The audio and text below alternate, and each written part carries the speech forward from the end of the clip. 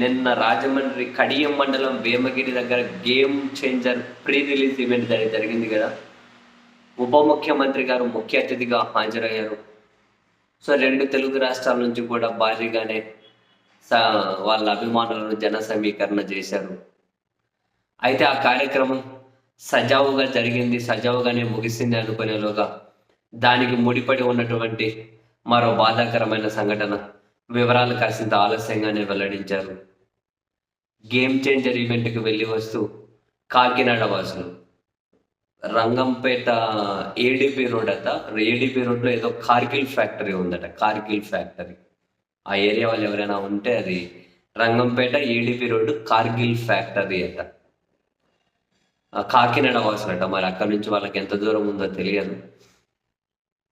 అయితే వాళ్ళ game changer event ముగించుకొని కాకినాడకు వెళ్తూ ఉంటే కాకినాడ వాసులట ఒక వాహనం వెనక నుంచి వాళ్ళని ఢీకొట్టింది. ఐషర్ వాహనం. 23 సంవత్సరాల మణికంఠ అనే యువకుడు అక్కడే చనిపోతే, చరణ్ అనే మరో యువకుడు ఆసుపత్రిలో చికిత్స పొందుతూ చనిపోయారు. ఇద్దరు కూడా యువకులే. మణికంఠ, చరణ్ కాకినాడ వాసులు. రంగంపేట ఏడిపి రోడ్డు కార్గిల్ ఫ్యాక్టరీ దగ్గర ప్రమాదం, యాక్సిడెంట్. గేమ్ చేంజర్ ఈవెంట్కి వెళ్ళి తిరిగి ఇంటికి వెళ్తూ ఉండగా ఈ ఘటన జరిగిందట. బాధాకరం.